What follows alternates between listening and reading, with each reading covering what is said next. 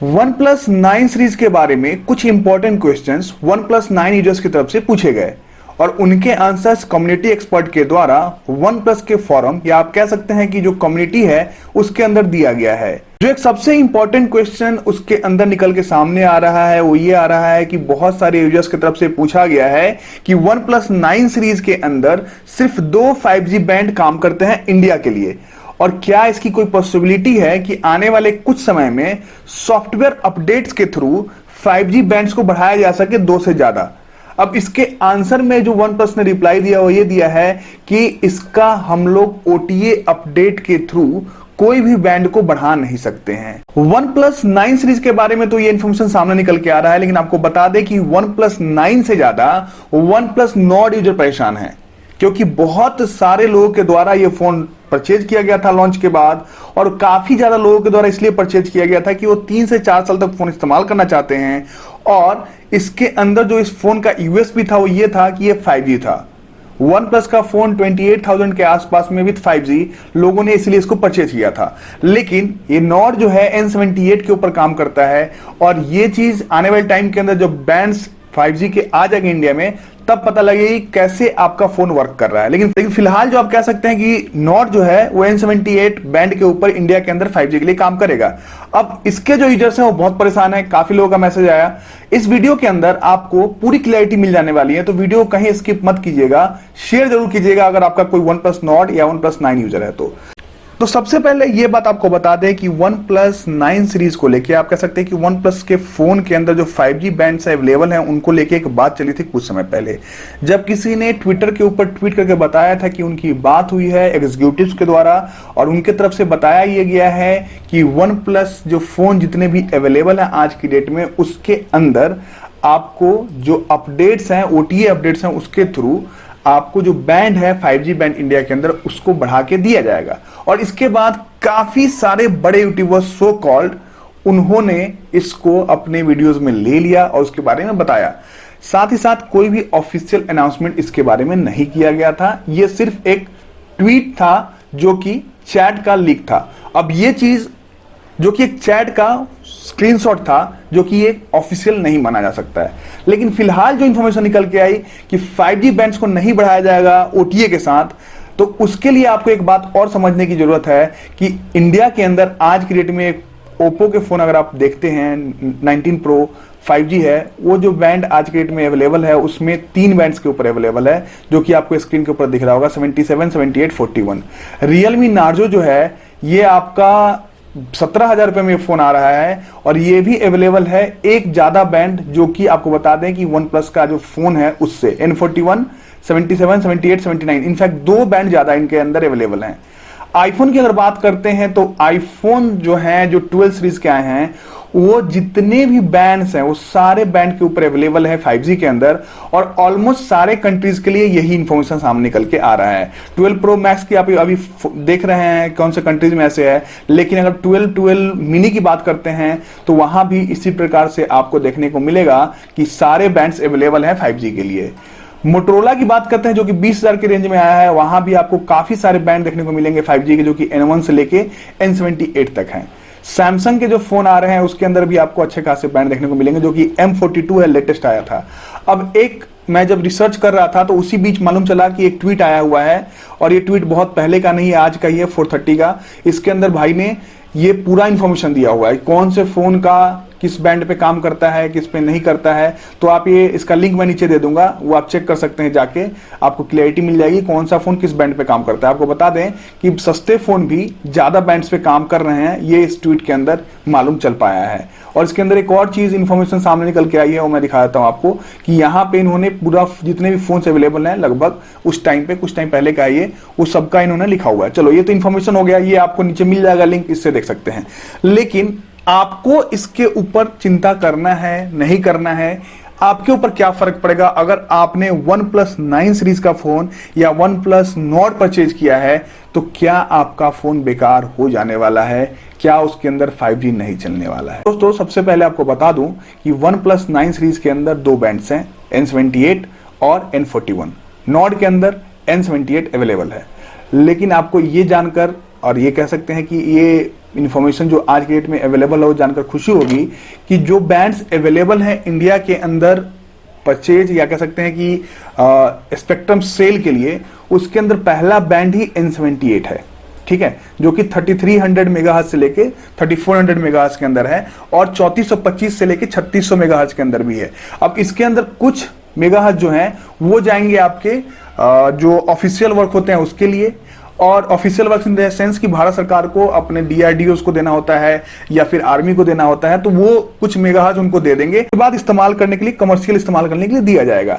इसके अंदर बाकी बैंड्स के बारे में बताया गया है, जहां पे आपको दिख रहा होगा कि बहुत सारे बैंड्स के एक्सप्लेनेशन किए गए हैं, जो कि स्टार्ट हो जाता है 3.3 गीगाहर्ट्ज से और जाता है 40 गीगाहर्ट्ज तक। इनफैक्ट इसके आगे भी जाएगा, 50 और 60 गीगाहर्ट्ज तक भी जाएगा, लेकिन फिलहाल जो बैंड्स अवेलेबल हैं वो सबसे ज्यादा अवेलेबल वाले बैंड्स हैं वो है 3.3 गीगाहर्ट्ज टू 3.6 गीगाहर्ट्ज, मतलब कि 3300 से 3600 मेगाहर्ट्ज वाला बैंड। और ये बैंड सबसे ज्यादा यूज किया गया है पूरे विश्व में। कैसे मैं बात कह रहा हूं, ये OnePlus ने अपने जो आंसर्स थे उसके अंदर भी कहे थे, लेकिन क्वालकॉम का एक रिपोर्ट है, ये आप कह सकते हैं कि क्वालकॉम के द्वारा एक इंफॉर्मेशन शेयर किया गया है कुछ समय पहले, जो कि दिसंबर 2020 के आसपास में है। पूरे विश्व में किस प्रकार से 5G का डिस्ट्रीब्यूशन है उसके बारे में बताया गया है। सबसे पहले आप स्क्रीन के ऊपर देख रहे हैं कि यहाँ पे अलग अलग कंट्रीज के जो 5G बैंड्स अवेलेबल हैं उनके बारे में दिखाया जा रहा है, जो कि 3.4 टू 3.8 गीगाहर्ट्ज में आपको यहाँ पे शो हो रहा होगा। इंडिया का 3.3 टू 3.6 गीगाहर्ट्ज है और बाकी जगह का 3.4 से 3.8 के आसपास में दिखाया जा रहा है। यही नहीं, ये इन्फॉर्मेशन के बाद आपको बता दें कि जो 5G बैंड्स हैं वो 3 बैंड में काम करने वाले हैं, लो बैंड, मिड बैंड और हाई बैंड। लो बैंड जो होने वाले हैं 1 गीगाहर्ट्ज से नीचे होने वाले हैं, तो इसको छोड़ दीजिए, इसके अंदर कई जगह 4G भी काम कर रहे हैं, इसी बैंड के अंदर 4G के लिए इस्तेमाल किया जा रहा है। मिड बैंड जो है वो सबसे ज्यादा इस्तेमाल किया जाने वाला बैंड होने वाला है, जो कि आपको 6 गीगाहर्ट्ज के आसपास तक होने वाला है, और इसके अंदर जो 3.4 टू 3.5 गीगाहर्ट्ज, मतलब कि 3300 से लेके 3400, 3500, 3600 जो मेगाहर्ट्ज वाला जो आपको बताया मैंने अभी फिलहाल, ये वाले जो बैंड्स हैं, यही जो बैंड है वो मिड बैंड होते हैं और इसी के ऊपर 5G सबसे ज्यादा रन करने वाला है। हाई बैंड जो है वो आपको बता दें कि एक MM वेव्स करके होता है, उसके लिए हाई बैंड इस्तेमाल किए जाएंगे। इसके बारे में भी आपको थोड़ा बहुत इंफॉर्मेशन मैं दे दूंगा अभी फिलहाल। तो मैं बताने वाला हूं कौन से कंट्री में कितने गीगाहर्ट्ज के आसपास में जो बैंड है वो चल रहा है 5G के लिए। तो आपको बता दें कि यहाँ पे यूरोप के अंदर आप देख सकते हैं, यूके में 3.4 टू 3.6, इटली में 3.6 टू 3.8, फ्रांस में यही चल रहा है, स्पेन में, स्विट्जरलैंड में, फिनलैंड में, हंगरी में, फ्रेंच रिपब्लिक, आयरलैंड। अब ये लोग अमीर देश हैं और ये लोगों ने जो लॉन्च किया है 5G, उनके तरफ से इसी बैंड में 3400, 3500, 3600 मेगाहर्ट्ज वाले बैंड में लॉन्च किया गया है और इंडिया ने भी प्लान जो किया है वो यही प्लान किया है। तो अगर आपने OnePlus का नॉर्ड या फिर OnePlus का 9 सीरीज का फोन 5G के लिए खरीदा है, तो आपके फोन के अंदर N78 के अंदर जो बैंड है वो रहेगा और आपको 5G इस्तेमाल करने के लिए मिलने वाला है। दूसरी इंपॉर्टेंट बात, इसके साथ साथ आपको अगर बाकी यूरोप में देखते हो तो वहां भी 3.4 टू 3.8 गीगाहर्ट्ज के बारे में इंफॉर्मेशन दिया जा रहा है, जो कि है। अब आने वाले कुछ समय के अंदर हो सकता है कि 26 गीगाहर्ट्ज बैंड जो है, मतलब कि हाई फ्रीक्वेंसी बैंड है, इनके अंदर बात चल रही है, इनके अंदर ऑक्शन होगा, जो चीजें होंगी होगा। इंडिया के अंदर जो आप देख रहे हो यहाँ पे लिखा हुआ है, साफ साफ लिखा हुआ है कि 3.3 टू 3.6 गीगाहर्ट्ज वाला जो बैंड है वो ऑक्शन में आने वाला है और ये जो हाई बैंड है वो भी ऑक्शन में आने वाला है। Q321 लिखा हुआ है, लेकिन शायद हो सकता है कि ये 22 में चला जाए, अभी टाइम लग सकता है इसके लिए। तो यहाँ पे साफ साफ 3300 से 3600 मेगाहर्ट्ज की बात की जा रही है। तो ये साफ हो जाता है कि N78 बैंड जिस फोन में भी अवेलेबल है, उस फोन में 99.9% चांसेस हैं कि 5G रन करेगा। तो आपके पास नॉर्ड है जिसके अंदर N78 है, चिंता मत कीजिए, 5G चलने वाला है। अब इंपॉर्टेंट बात एक और, कैसे मैं इतना जो चीजों को बता रहा हूं वो 100% बता रहा हूं कंफर्मेटी के साथ, या फिर ऐसे ही मैंने आपको कुछ बातें बोल दी। और पिछले 4 से 5 घंटे के अंदर मैं यही कर रहा था, चेक कर रहा था कि इस प्रकार से मैं एक वीडियो इस तरीके का दूं जो लोगों को कंफर्म करे कि हाँ उनके फोन में 5G चलेगा। आप यहाँ पे स्क्रीन के ऊपर देख रहे हैं कि 5G बैंड के अंदर N41 के अंदर जो आप फ्रीक्वेंसी की रेंज देख रहे हैं वो 2500 से 2655 देख रहे हैं। अब ये फ्रीक्वेंसी 4G के लिए अवेलेबल था जहां तक मुझे पता है, और ये फ्रीक्वेंसी अभी शायद 5G के लिए अवेलेबल नहीं होने वाला है। तो N41 में मुश्किल आना 3425 से 3600 यहां पर लिखा हुआ है N78। अब ये क्यों लिखा हुआ है आपको बता देता हूं, ये भी बता देता हूं आपको। 3300 मेगाहर्ट्ज से लेके 3600 मेगाहर्ट्ज तक, इसके बीच में 5G बैंड N78 लेके आने वाला है। लेकिन 3300 से लेके 3425 तक 125 मेगाहर्ट्ज जो फ्रीक्वेंसी है ना, ये दिया जाएगा गवर्नमेंट को अपने इस्तेमाल के लिए। ठीक है, गवर्नमेंट जो है, जो मैंने अभी पहले बताया आपको कि इसरो को या फिर DRDO को या फिर आर्मी को, इस तरीके के ऑर्गेनाइजेशंस को प्रोवाइड करेगी कि वो अपना काम कर सके 5G के अंदर। 178 मेगाहर्ट्ज जो है ये ऑक्शन के लिए अवेलेबल होगा। अब इसमें क्या होता है, 178 मेगाहर्ट्ज में किसी को 10 मेगाहर्ट्ज की फ्रीक्वेंसी मिल जाएगी, किसी को 20 मिल जाएगी, किसी को 30 मिल जाएगी, और ये पूरे इंडिया में इसी तरीके से सेल आउट होगा। ठीक है, और इस पे 5G की बैंड के ऊपर चलेगा, काम होगा, और आने वाले टाइम के अंदर ये इन्फॉर्मेशन आपको मालूम चल जाएगा। अब इंडियन एक्सप्रेस के एक रिपोर्ट के हिसाब से मैं आपको बताता हूं कि ट्रायल्स किस पे चल रहे हैं 5G के। ये जान जाओगे अगर आप, तो आपकी क्लैरिटी हो जाएगी ना, जिस पे ट्रायल चलेगा उसी पे तो लॉन्च होगा ना।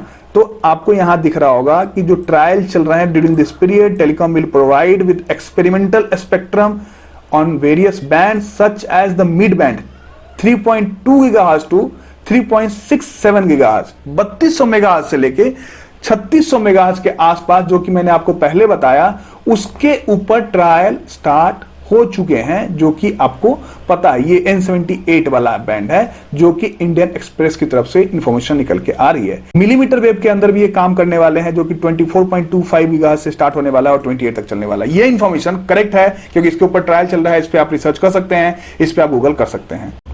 अब इन सारी चीजों को देखने के बाद शायद ही आपके दिमाग में कोई क्वेश्चन रह गया होगा कि आपके फोन के अंदर जो कह सकते हैं कि 5G चलेगा या नहीं चलेगा वन प्लस के अंदर। मेन बात वन प्लस की हो रही है। अब एक और इंपॉर्टेंट मैं बता देता हूं, तो आपको बता दें कि जब कोई भी कंपनी प्रोडक्शन में जाती है और अपने जो प्रोसेसर्स हैं उसको प्रोड्यूस करती है, तो उसके अंदर जो आप कह सकते हैं रिक्वायरमेंट्स हैं, वो जो मोबाइल कंपनी देती है उस हिसाब से प्रोडक्शन करती है। अब वन प्लस की तरफ से ये बोला गया होगा कि हमें इंटरनेशनल तौर पे जो इंटरनेशनल लॉन्च करना है वहां पे ज्यादा बैंड्स देने हैं, क्योंकि वहां पे ऑलरेडी 5G अवेलेबल है। इंडिया के अंदर 2 बैंड्स ही देने हैं। अब ये हार्डवेयर चीज है, इसको सॉफ्टवेयर से नहीं लाया जा सकता। स्क्रीन के ऊपर आप देख रहे होंगे कि वर्ल्ड वाइड कितना चल रहा है और इंडिया के अंदर कौन कौन से बैंड दिए गए हैं। यही नहीं, आपको ये भी बता दें कि इतना ज्यादा भी पैसा नहीं खर्च होता होगा, नहीं तो रियलमी, ओप्पो और आज तो मोटरोला जो 20,000 में फोन लेके आ रहा है, इतने सारे बैंड में फोन दे रहा है। ऐसा नहीं होता कि बहुत अगर पैसा लग रहा होता तो इतने सारे बैंड अवेलेबल होते 20,000 में। अगर 70,000 के फोन में 2 बैंड हैं और 20,000 के फोन में 8, 10, 12, 15 बैंड है, इसका मतलब यह है कि मनी तो यहाँ पे कोई बड़ा पार्ट प्ले नहीं कर रही, कंपनी की एक सोच प्ले कर रही है। एक और बात आपको बता दूं, थोड़ा सा और आपको क्लियर कर देता हूं। आप स्क्रीन के ऊपर अभी जो चार्ट देख रहे हैं, भाई ने बनाया है, बहुत जबरदस्त चार्ट बनाया है। इसके अंदर अलग अलग बैंड्स दिए हैं, बहुत सारे फोन अवेलेबल हैं, लेकिन आप एक ऐसा बैंड देख रहे होंगे जो कि सभी फोन्स में अवेलेबल है। कंपनीज जब फोन को बनाती है ना, तो गवर्नमेंट के द्वारा उनको कुछ ना कुछ इनपुट्स या गवर्नमेंट के अंदर उनको कुछ इंफॉर्मेशन जरूर मिल जाता है कि क्या काम होने वाला है। N78 के ऊपर देखिए, हर एक फोन के अंदर ये बैंड अवेलेबल है। N78, ठीक है, जितने फोन है आप स्क्रीन के ऊपर देख रहे हैं, सभी के ऊपर N78 का बैंड अवेलेबल है। मतलब कि इस बात को कंफर्म करता है कि सभी फोन्स को पता है कि N78 तो होने ही वाला है किसी भी तौर पे। ठीक है, इस तरीके से ये बात 100% कंफर्म हो जाती है कि आपका नॉट हो, 9 हो, 9 प्रो हो, 9R हो, 8T हो, सभी में चलने वाला है 5G। ये बात सही हो गई। लेकिन वन प्लस से थोड़ी मेरी पर्सनल राय ये है कि वन प्लस एक ऐसा फोन था जो कि नेवर सेटल करके लेके आया था, और कार्ल पाई जब लेके आए थे इस कॉन्सेप्ट को, तो काफी कम प्राइस में बहुत सारी बढ़िया चीजें देते थे और बहुत जबरदस्त फोन हुआ करता था।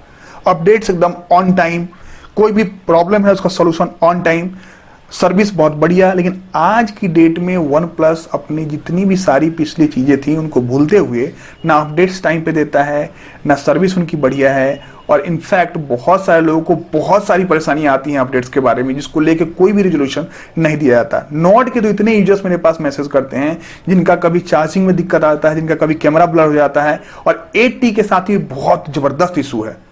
दोस्तों, वन प्लस के अंदर विश्वास जो आपका पहले था ना, वो अब वन प्लस ने खो दिया है, जहां तक मुझे लग रहा है। और इस 5G वाले जो एपिसोड में, ये 5G का तो आपका फोन चलेगा, लेकिन जो विश्वास था लोगों का, नहीं वन प्लस 5G में अगर फोन लॉन्च करता है तो हम सबको सभी चीजें अवेलेबल कराएगा, वो बात नहीं होने वाली है। और इस तरीके से वन प्लस के ऊपर धीरे धीरे विश्वास लोगों का कम हो रहा है, क्योंकि प्राइस जो है वो काफी बढ़ चुका है। 60,000 70,000 रुपए इंडिया में पे करने का मतलब यह है कि आप एक महीने की जो सैलरी, एवरेज सैलरी है 30 से 40,000 के आसपास, उसका डबल प्राइस ले रहे हो। मैं 30 से 40,000 भी बता रहा हूं, ये एवरेज सैलरी नहीं है, इससे नीचे ही है सैलरी एवरेज।